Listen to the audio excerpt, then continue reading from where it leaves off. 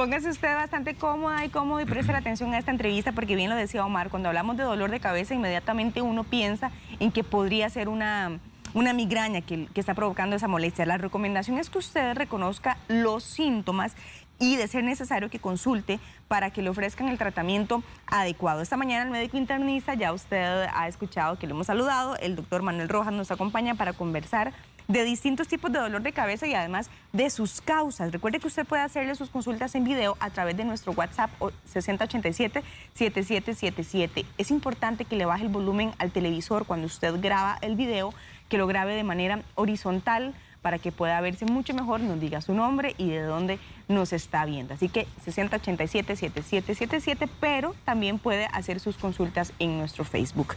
Doctor, muy buenos días. ¿Qué tal? Buen día. Gracias por acompañarnos.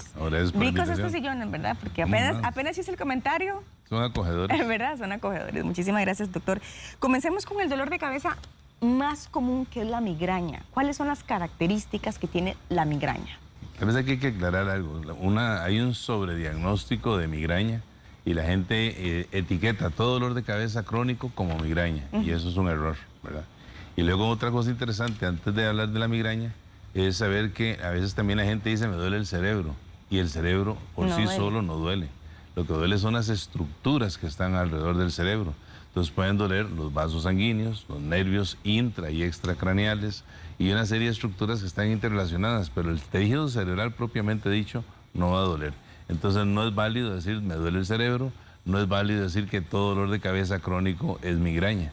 Y entonces cuando uno empieza a hablar de dolores de cabeza, aquí hay una cosa que es importante y es dejar hablar al paciente antes de hacer un diagnóstico.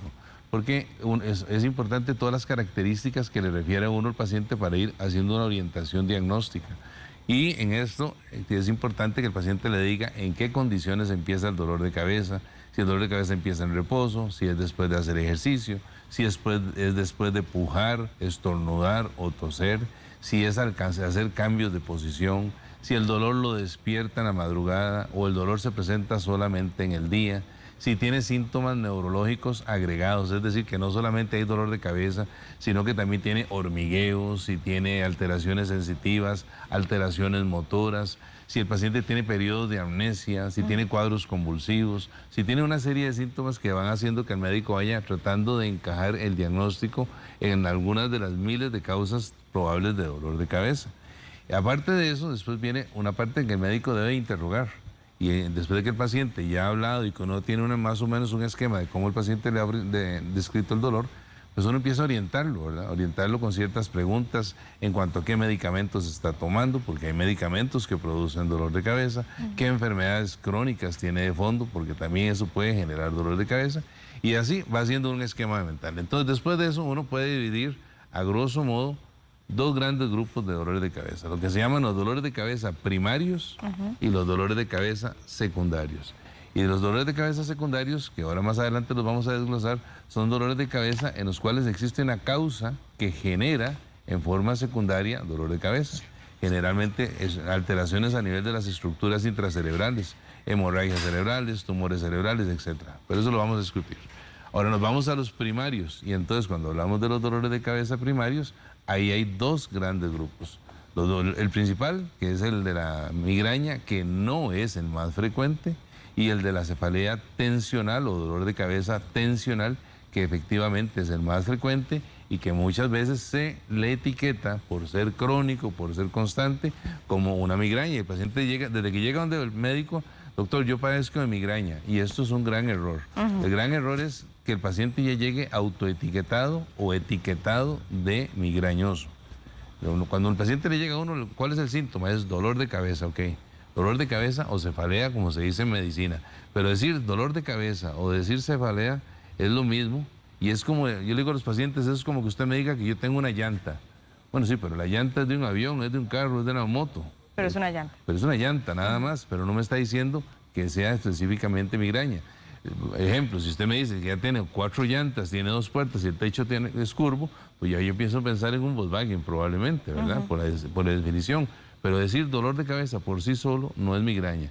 Entonces ahí es donde viene toda la descripción. Entonces decíamos que de esas primarias, las dos más frecuentes es la migrañosa y la cefalea tensional, que es la más frecuente. Okay. Vos me preguntaste por migraña. Bueno, en la cefalea migrañosa tiene características importantes. Una es que es de tipo pulsátil, para diferenciarla de la cefalea tensional, que usualmente es como un dolor sordo, como tener un casco, como tener una sensación de opresión. Esa es la cefalea tensional. Esa es la tensional. En cambio, y es universal, por decirlo así, toda la cabeza. En cambio, en la cefalea migrañosa es generalmente de tipo pulsátil, es en un solo lado y tiene una serie de características importantes. Existen varios tipos de cefalea migrañosa. La migrañosa, que antes le llamaban clásica y no clásica, ahora se le llama migraña con aura y migraña sin aura. ¿Qué quiere decir esto? Bueno, la migraña con aura es que estos pacientes tienen ya una serie de signos que pueden anunciarle que ya viene la crisis dolorosa. Generalmente el aura es una sensación de lucecillas, chispeos, chispas o cambios a nivel ocular. Hay de varios tipos, de ver chispas y luces y cosas de colores, hasta inclusive tener efectos negativos, más bien ver zonas oscuras, zonas sin visión, zonas en las que no pueden ver. Y después de esta serie de síntomas que se llaman el aura, es donde viene la crisis dolorosa. Interesante, no todas las migrañas tienen aura. De hecho, la migraña más frecuente es la migraña sin aura. La migraña con aura, que es la que le avisa que ya viene la crisis dolorosa, es más o menos un 15 o un 20%. El 80% son sin aura. Y entonces empezamos ya con la crisis propiamente dicha. Bueno, en la crisis tenemos este dolor de cabeza pulsátil, intenso, que ahora es ubicado en una sola parte del cráneo y que se asocia a náuseas, a vómitos, a la ¿cómo se llama? A la exacerbación con exposición al sonido, a la exacerbación con exposición a ciertas luces, y por eso es que el paciente busca estar en reposo, busca estar en un lugar oscuro, porque esos estímulos, tanto la luz como los sonidos intensos, tienden a agravar la migraña. Y otra cosa importante en la cefalea migrañosa es, para diferenciarla de la tensional, es que se exacerba con el esfuerzo físico. Entonces el paciente hace ejercicio y la cefalea migrañosa empieza a aumentarse y el paciente siente sensación pulsátil. Recuerde que esto es importante, la sensación de pulso. Es que ¿Y es constante durante el día, doctor? Hay varios episodios. El paciente se puede mantener entre 4 y 72 horas, inclusive con dolores de cabeza constantes. ¿Sin alivio alguno? Sin alivio alguno, si no está tomando ningún tipo de medicamento. Las medidas más tradicionales es casualmente apartarse del sonido, apartarse de la luz, tener un cuarto relajado, y alguna gente se pone cosas frías, todo eso lo pueden hacer. Pero en realidad el fenómeno, que es interesante en la migraña, es un fenómeno mucho más complejo. Esto implica, antes se decía que el origen de la migraña venía dado porque los vasos sanguíneos se cerraban en una etapa inicial, y en esa etapa inicial donde los vasos sanguíneos se cierran, recordemos que los vasos sanguíneos son dinámicos. Los vasos sanguíneos, estamos hablando de arterias y de venas, y cuando se dilatan y cuando se contraen, por ejemplo, cuando nosotros nos llevamos un colorazo, ¿qué es lo que pasa? Los vasos sanguíneos se dilataron. Cuando estamos en un lugar muy frío, los vasos sanguíneos se cierran y por eso nos vemos pálidos. Esta dinámica de contracción y dilatación de los vasos sanguíneos se ve alterada en los pacientes migrañosos.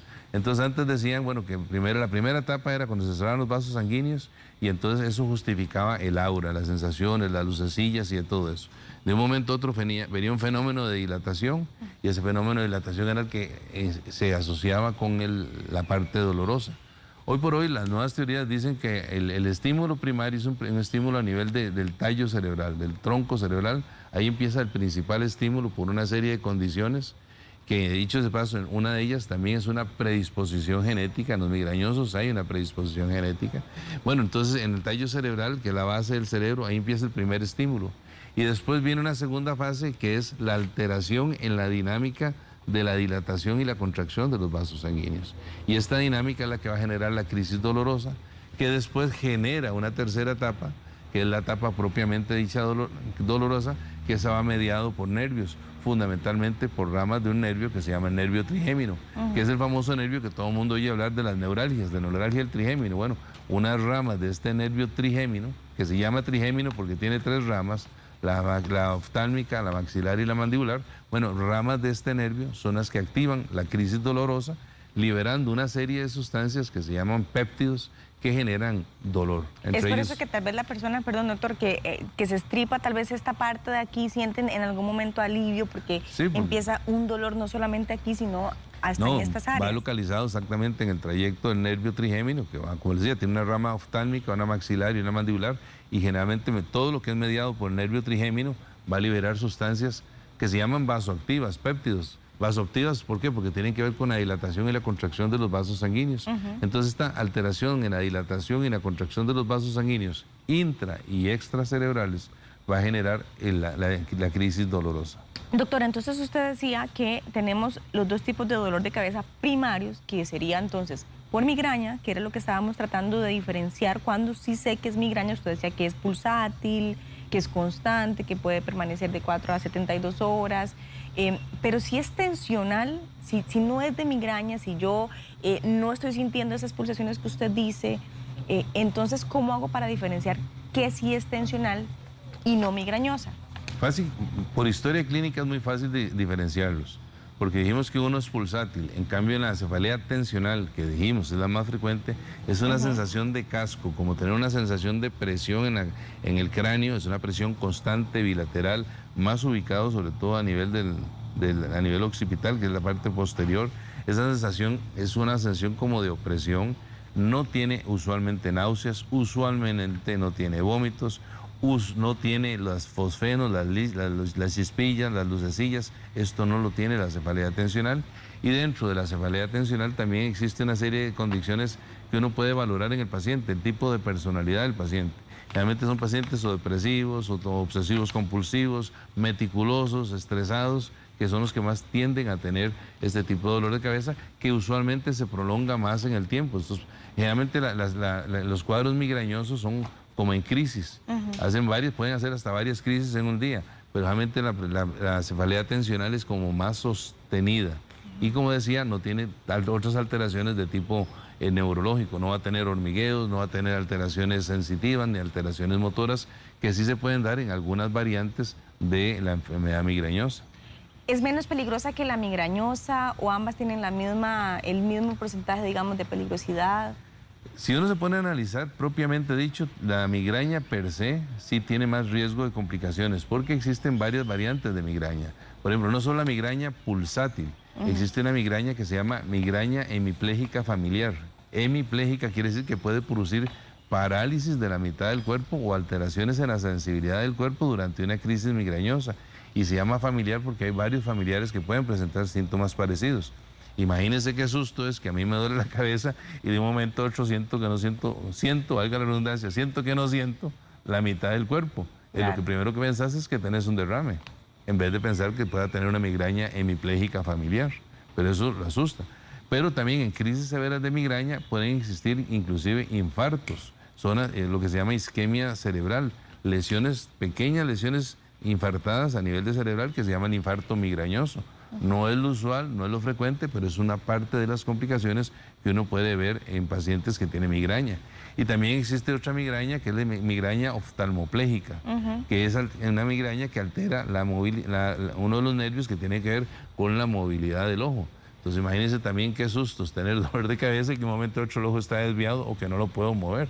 Cosas que no van a aparecer en un paciente que tiene una migraña de carácter, una cefalea de tipo tensional. Pero ambas alteran la calidad de vida de una persona. Y ya teniendo esto claro, yo espero que también ahí en casa ustedes hayan podido hacer ese análisis de sí, entonces es migraña, no, entonces es tensional, porque siento un casco, porque es sostenido el dolor. También hay otras causas que no necesariamente sean migraña y que también pueden resultar en un dolor de cabeza, y para eso tenemos una pantalla precisamente. Usted nos comentaba cuando estábamos preparando esta entrevista que, por ejemplo, presión alta o baja podría ser una de las causas, sinusitis también podría ser una de las causas de dolor de cabeza, enfermedades hormonales, incluso el síndrome temporomandibular. Ok, esto es muy interesante, porque casi siempre que duele pensamos en cerebro. Vea qué interesante, la presión arterial tanto alta como baja pueden comprometer el flujo sanguíneo a nivel de cerebro y esto generar dolor de cabeza. Una de las manifestaciones, y ahora tal vez más adelante vamos a ver lo que es el fondo de ojo, en la presión arterial elevada puede inclusive complicarse con hemorragias cerebrales y generar dolor de cabeza. Recordemos que dentro de las migrañas y los dolores de cabeza en general, los vasos sanguíneos son los que están más involucrados y todo lo que repercute en la dilatación o en la contracción de los vasos sanguíneos y en la liberación de ciertas sustancias va a hacer que generemos dolor de cabeza. Entonces, tanto en presión alta como en presión baja podemos tener dolor de cabeza. Hay una condición interesante que se llama síncope neurocardiogénico, que es extremadamente frecuente.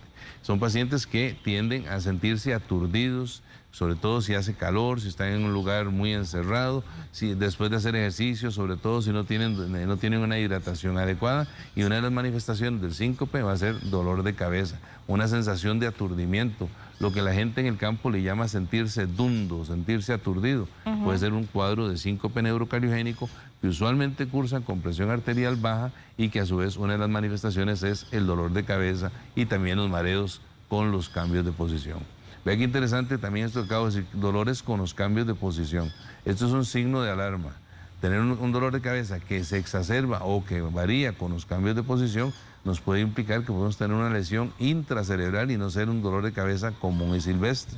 Entonces eso es importante tomarlo en cuenta. Es decir, como que la persona esté sintiendo un dolor muy fuerte y si se acuesta entonces es leve ¿verdad? O baja un poquito, pero si se levanta entonces es más fuerte. Exacto. Hay dos variantes. Por ejemplo, en el síncope neurocardiogénico, en este que dijimos que los vasos sanguíneos están dilatados, usualmente el paciente cuando está acostado tiene menos dolor de cabeza y cuando se pone de pie, como la presión tiende a bajar al ponerse de pie, se incrementa el dolor de cabeza.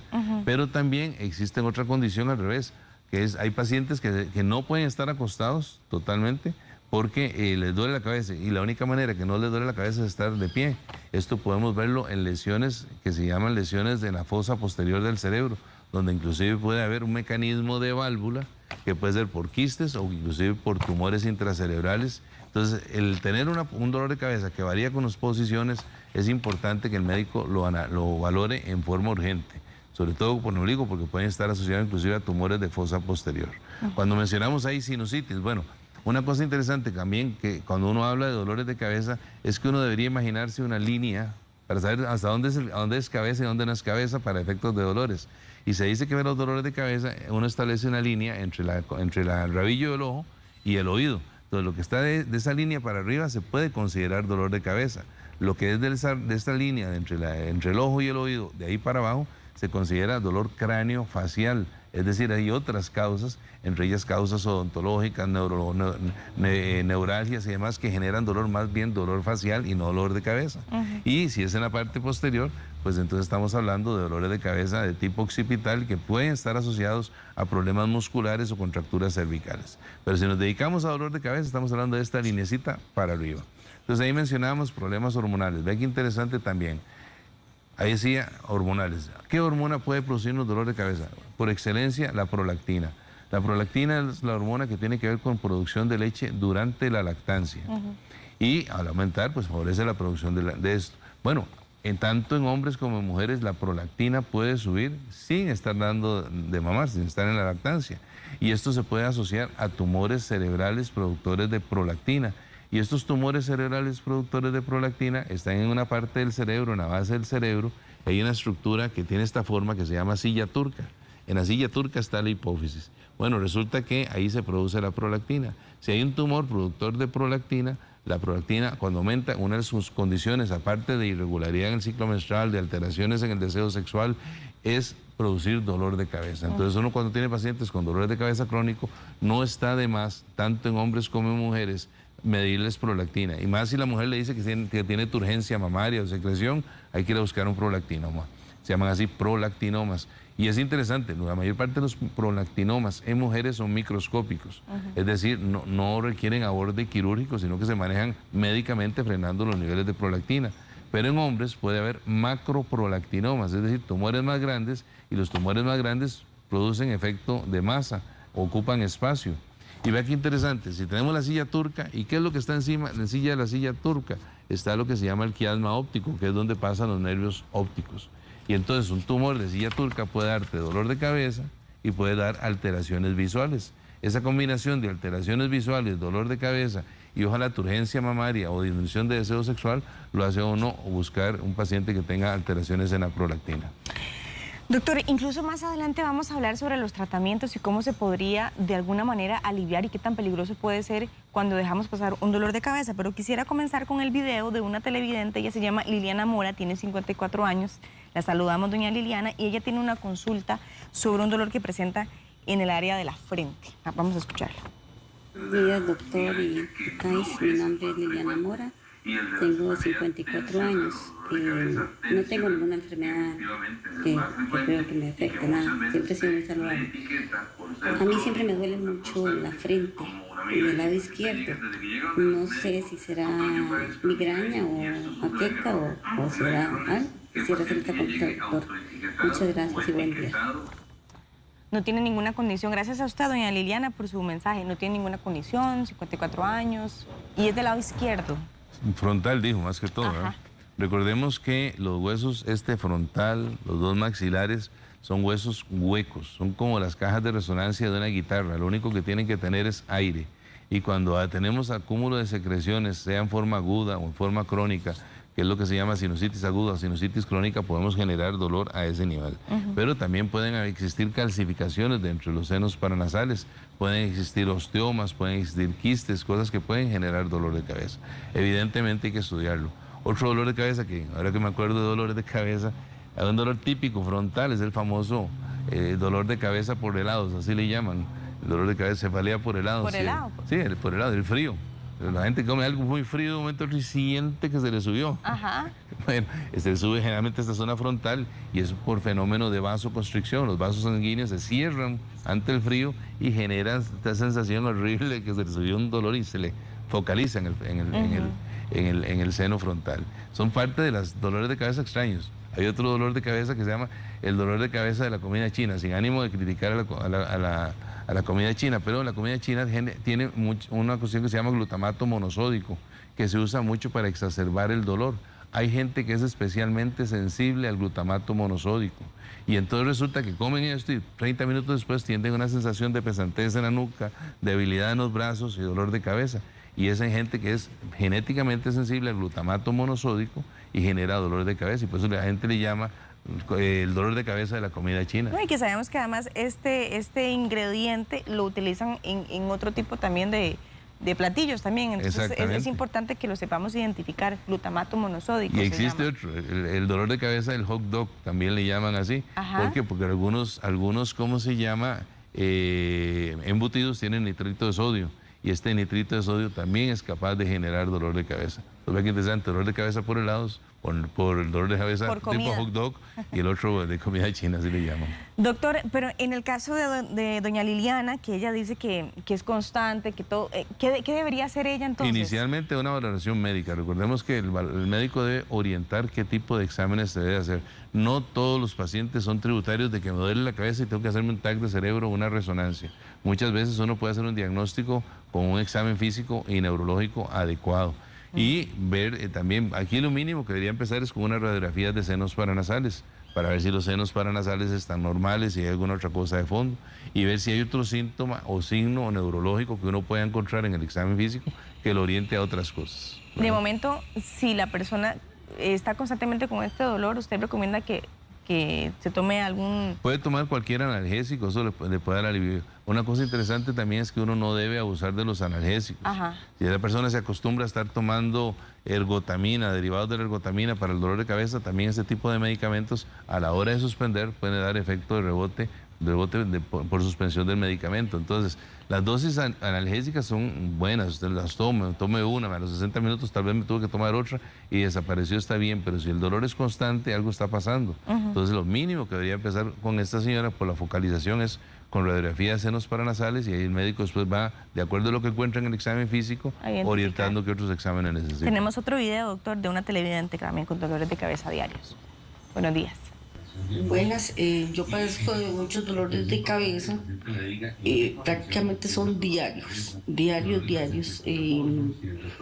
Sé que no es migraña porque la migraña la tuve cuando hace muchos años y se me dormía la mano, no veía de un ojo, no podía hablar, vomitaba y todo el asunto.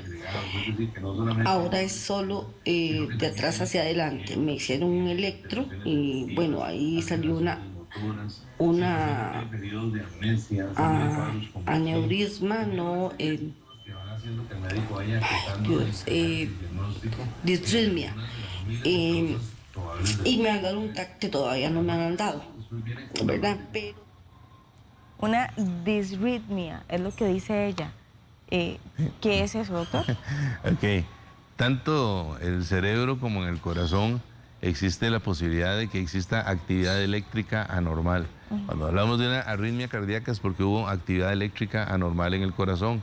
Y en el cerebro pueden existir focos que pueden generar focos de actividad eléctrica anormal, que potencialmente pueden ser focos epileptogénicos, es decir, una zona del cerebro que empieza a descargar en forma anormal puede generar crisis epilépticas. Pero a su vez, esta es la actividad eléctrica, hay que ver por qué tiene esa actividad eléctrica normal, si tiene un foco epileptogénico, si tiene un tumor cerebral, si tiene una lesión de masa que está ocupando espacio, todo eso es importante verlo. Ella dice que le documentaron un aneurisma. El aneurisma es una dilatación de vasos sanguíneos, una malformación, como, vamos a poner un ejemplo, con la gente que ha visto una llanta y lo que nosotros jovencillos le llamábamos una teta. Bueno, que viene el neumático y de un momento a otro se dilata y luego sigue. Eso es una teta o una malformación. Y hay algunas que son muy intrincadas, que son casi como un ovillo. Bueno, las malformaciones arteriovenosas pueden generar dolor de cabeza. Es como un bulto. Es como un bulto, como imaginarse una dilatación del vaso sanguíneo. Ven el vaso sanguíneo, hace una dilatación y luego sigue, ¿verdad? Bueno, esa dilatación, esa lesión aneurismática puede aumentar si la persona puja, si la persona tose, si la persona estornuda. Entonces, ve que interesante, estos son signos de alarma. Es un paciente que tose y el dolor le aumenta, que estornuda y el dolor le aumenta, que está pujando y el dolor aumenta, hay que descartar que este paciente pueda tener una malformación arteriovenosa, hay que hacer el diagnóstico temprano ya con estudios de imágenes, con angiografía y otras cosas, para ver si esta es la causa del dolor de cabeza de esta persona. Ok. Tenemos otro video, doctor, que vamos a escuchar en este momento. Buenos días. Doctor, quisiera hacer una pregunta. Soy una señora de 37 años y me detectaron que tenía cefalicea, pero vengo con problemas del equilibrio. Entonces quisiera saber si una enfermedad que se llama hemiplegia tiene que ver con dolores de cabeza. Muchas gracias.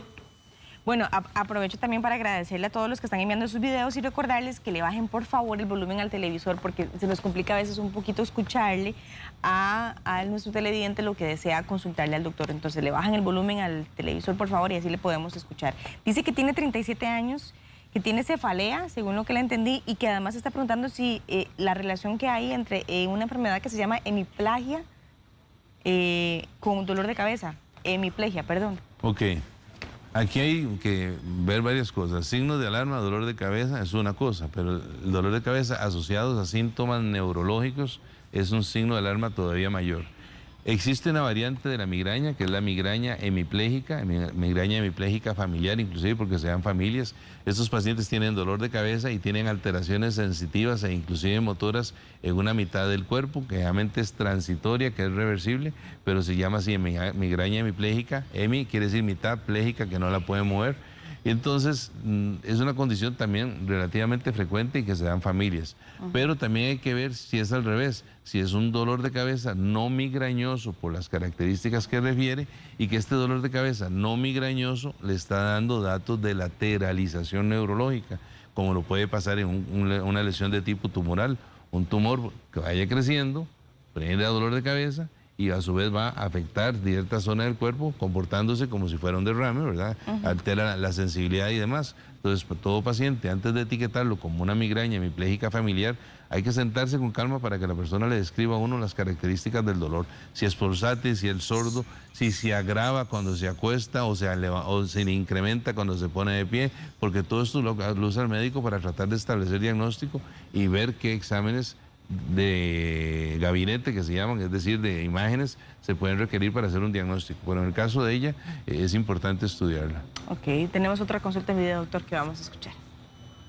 Mi nombre es María Rocío Sánchez Arce, mi consulta es la siguiente. A mí me da mucho dolor de cabeza, se me duerme toda esta parte de aquí de la cabeza, siento como un hormiguero, me duele la mandíbula y se me cierra la garganta y siento que me hago. ¿Tiene que ver algo sobre esto? Gracias. Hay múltiples variantes de dolores de cabeza y dentro de las migrañas también existen múltiples variantes. Existe una variante que se llama la migraña basilar. Basilar porque es el territorio de ciertas venas y arterias a nivel de cerebro que se pueden ver comprometidos. Y en la migraña basilar puede existir dolor de cabeza, puede existir dificultad para articular palabras, dificultad para deglutir, alteraciones de carácter visual, inclusive puede existir visión doble, puede existir vértigo. Entonces, ya cuando tenemos síntomas como los que ella está refiriendo, de alteraciones de carácter sensitivo y otros, es mejor estudiarla con calma y ver si no es una migraña basilar o es otro tipo de condición, pero sí hay que estudiarla. Ahora que usted dice estudiarla con calma, doctor, no sé si existe un examen físico que sirva para que usted determine, porque entre tantas causas uno quisiera saber qué es lo que tengo y por qué. Claro. ¿Hay algún examen físico que puedo ir directamente que me dirá lo que tengo? Ok. La causa. Esa es una pregunta súper importante. Habíamos dicho al principio que las dos cosas más básicas en este tipo de cosas es escuchar al paciente para que le describa a uno cómo le aparece el dolor, en qué condiciones aparece, y después viene un examen físico meticuloso, que es examen físico que involucra no solo neurológico, hay que ver cómo está la presión, cómo está la presión sentado, cómo está la presión de pie, que es otra cosa importante. En el adulto mayor a veces medicamos al paciente estando sentado o acostado, y el paciente pasa el 80% del tiempo de pie, y cuando se pone de pie con los medicamentos se marea y le duele la cabeza. Una de las causas también que uno debe explorar en este tipo de pacientes es ver si no es medicamentoso, porque muchos medicamentos son buenos para la presión, pero mal administrados son malos porque generan efectos secundarios, entre ellos mareos, descomposiciones o inclusive dolor de cabeza. Bueno, después de que uno va a hacer un examen físico, viene el examen neurológico, que lo puede hacer cualquier médico capacitado, no tiene que ser necesariamente un neurólogo. Obviamente sin quitarle méritos a los neurólogos, porque ellos manejan ya la parte mucho más especializada, pero un médico general o otro médico de otra especialidad puede ser un examen neurológico, donde uno puede valorar reflejos, donde uno puede valorar sensibilidad, donde uno puede valorar lo que se llaman nervios pares craneales. Del cerebro salen 12 nervios pares, izquierdos y derechos, y controlan prácticamente un montón de funciones a nivel de cara y de deglución. Entonces uno pone, el paciente se siente a veces raro, lo pone a sacar la lengua para arriba, la lengua para abajo, la lengua a la izquierda, infla los cachetes, enseña los dientes, arruga la cara, ver el movimiento de los ojos, ver la sensibilidad de la cara a ambos lados, ver la fuerza en la mandíbula, el movimiento de la cabeza, y todo eso lo valora un médico haciendo un examen neurológico, viendo cómo está la marcha, cómo camina, cómo anda la coordinación de los movimientos. Todo eso se valora y si uno lo hace meticulosamente lo puede hacer relativamente rápido. Pero un examen fundamental, que no sé si pusieron las imágenes de fondo de ojo que les había mandado, que tal vez si las pudiéramos ver. En todo consultorio uno puede hacer un fondo de ojo, no necesita dilatar un paciente. Vea, esto es lo que se llama un fondo de ojo. ¿Qué es el fondo de ojo? Es ver la parte posterior del ojo. Esto no es iridología, esto es un fondo de ojo, que lo hacemos los médicos. Yo en particular hago 5 o 6 fondos de ojo diarios, los oftalmólogos todos los días. Pero si nos devolvemos a la primera imagen, por favor, la que pusimos antes. Ajá, la que se ve un poco más limpio. Sí, tal vez si puedes poner la anterior. Ajá, ese es el fondo de ojo normal. Es la única parte del cuerpo humano donde uno con un aparato que se llama oftalmoscopio, que uno lo tiene en el consultorio y lo puede hacer, usted puede ver los vasos sanguíneos sin tener que pelar la piel. Ahí estamos viendo venas, arterias, y esa cosita, la cosa amarillita que se ve ahí, es la papila. Ahí es donde confluye el nervio óptico y los vasos sanguíneos. Ahí está normal, doctor. Es un fondo de ojo precioso, normal. Pero resulta que tenemos alguna condición que produzca aumento de presión dentro del cerebro. ¿Qué lo puede producir? Una hemorragia cerebral, un tumor intracerebral, alguna masa. Entonces pasemos a la siguiente, la que pusieron ahora. Ajá. Vea que es dramáticamente, ve que la bolita amarilla ya no se ve amarilla, los bordes ya no se ven delimitados, se ven irregulares totalmente. Correcto. Uno tiene un paciente con dolor de cabeza, le haces un fondo de ojo, que es sencillo de hacer, repito, con experiencia uno lo hace, y uno ve esto este paciente tiene un papiledema, se llama edema de papila, la papila es la bolita amarilla. Esto le implica a usted que el paciente tiene aumento de presión intracerebral. Este paciente indudablemente necesita una resonancia de cerebro. Hay que descartar que no tenga un tumor intracerebral o una hemorragia intracerebral o alguna condición que haya comprometido la circulación del líquido cefalorraquídeo dentro del cerebro. Esto se convierte en una emergencia. Y creo que teníamos otro, ¿verdad? Hay un tercero. Vea qué interesante. Hablábamos de presión arterial hace un rato. Bueno, la presión arterial elevada puede generar encefalopatía hipertensiva, es decir, daño a nivel de cerebro producto de elevaciones dramáticas de la presión arterial y generar hemorragias en el fondo de ojo.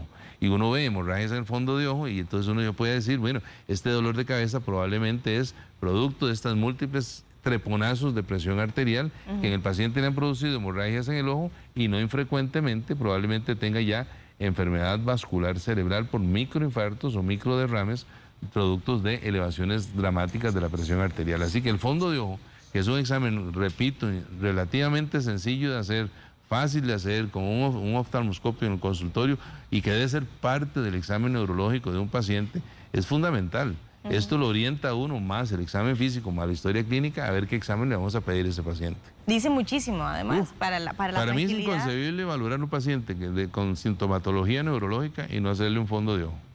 Cualquier especialista lo podría realizar. Cualquiera lo puede hacer que se haya entrenado en fondo de ojo. Es que el fondo de ojo es sencillo y no es necesario dilatarlo. Los oftalmólogos dilatan la pupila porque ellos necesitan ver otras cosas y dilatan la pupila para ver mejor, pero yo personalmente hago 5 o 6 fondos de ojos diarios porque aprende uno a hacer fondos de ojo y uno puede ver mucha información que hay. La diabetes da alteraciones en el fondo de ojo, así que es importante hacer un fondo de ojo.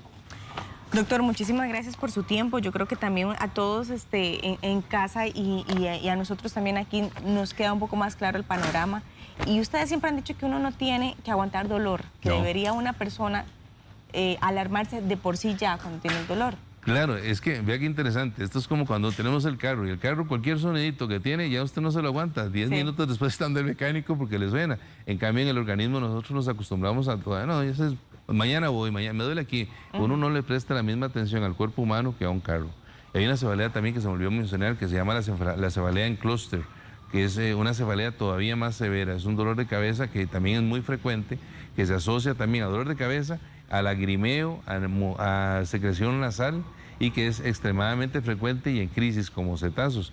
Esa cefalea que se llama cefalea Horton también es muy, muy frecuente. Bueno, doctor, gracias por su tiempo nuevamente. No, gracias por la invitación. No, como siempre es un gusto conocerlo, tenerlo aquí.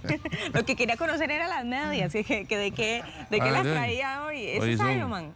No. Es un muñequillo, esos de caricaturas. Creo que se parece a Iron Man, no sé, se me parece. Tiene un parecido, ¿verdad? Tiene un parecido, y lo digo porque mi hijo es fanático de Iron Man, Batman, de todos los superhéroes. De todos. Así que ya somos 2. Ya, ¿ve? Entonces, bueno, si usted desea contactar al doctor Manuel Rojas, le voy a dar el número de teléfono para que usted también lo llame, es el 2248-0000. También puede escribir a un WhatsApp que tienen habilitado para citas, para consultas, 8370-0000 es el WhatsApp. Pero también puede escribir un correo electrónico a preguntas de pacientes todo en plural, @gmail.com. El otro WhatsApp es el 8843-7000.